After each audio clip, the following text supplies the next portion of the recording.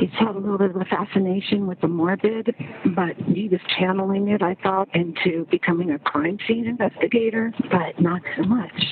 Does he have any weapons in his room, or do you guys have any in the house? I think that he has a shotgun, but we can certainly remove it immediately before he gets in his room. There's a second bag, though. I don't know what's in it. I didn't open it. I'm sorry. Did he took the second bag out of the closet? I took the second bag out of the closet and put it in the sink. Where's Brian now? I think he's still outside. And you're in the backyard now? I am, yes, because I don't want him to hear me. When officers arrived and met Cohey, he shocked them. Okay, so parents have some concerns of some stuff they may have found in your room? Yeah, I believe so. And what would it be? A human head and hands. Do you have anything on you that's going to cut, poke, hurt, stick me anything without reaching for nothing? Don't reach for nothing. My phone and my wallet, that's okay. it. Well, I'm going to have you face that way. Put your hands on top of your head for me real quick. I just want to make sure you interlace your fingers for me real quick, all right? He was taken into custody, and during his interrogation, he was very open and confessed to his actions. 3 layers of gloves, because plastic gloves can betray their users because they're so thin, those vinyl gloves, by putting your fingerprints through. So I put on 2, 3 on one hand. I took the knife, I pulled back the canvas, and I stabbed his neck.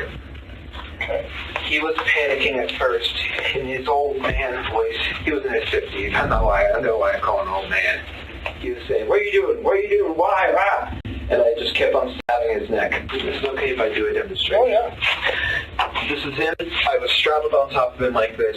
Okay. And he couldn't fight back.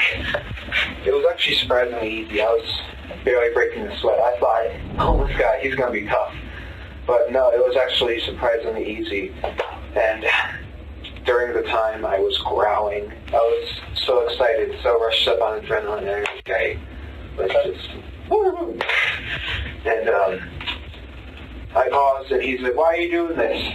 And I said, "I've been wanting to do this for a long fucking time." The head I put, because it was starting to stink, I was planning on throwing the head and hands away.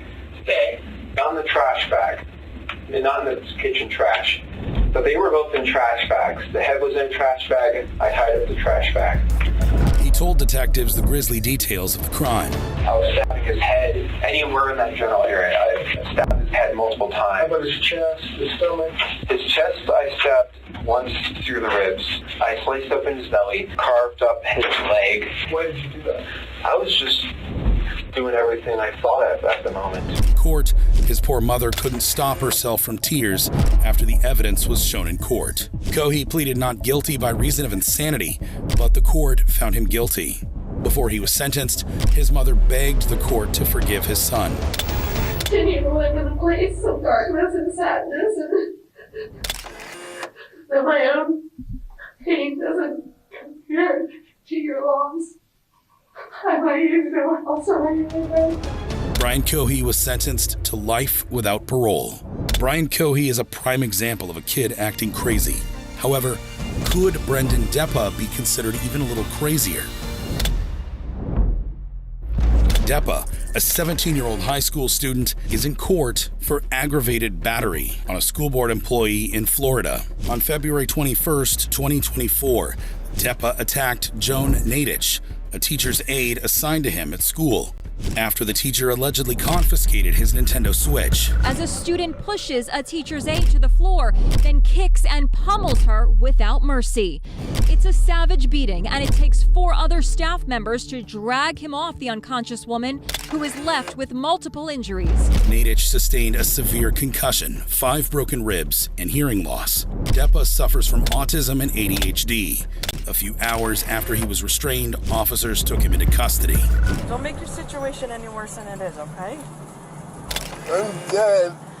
What? I'm dead. In court, his mother begged the court to let her son go. I beg you to let him come home with me. I want my son back. Depa's defense counsel also asked the judge to have mercy on the teenager. He is disabled.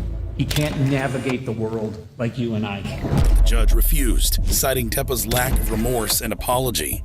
He also insisted that Depa needs to be punished because of the act. We started with a competency hearing in this case, and we heard from experts at that point in time. We've heard from additional experts today.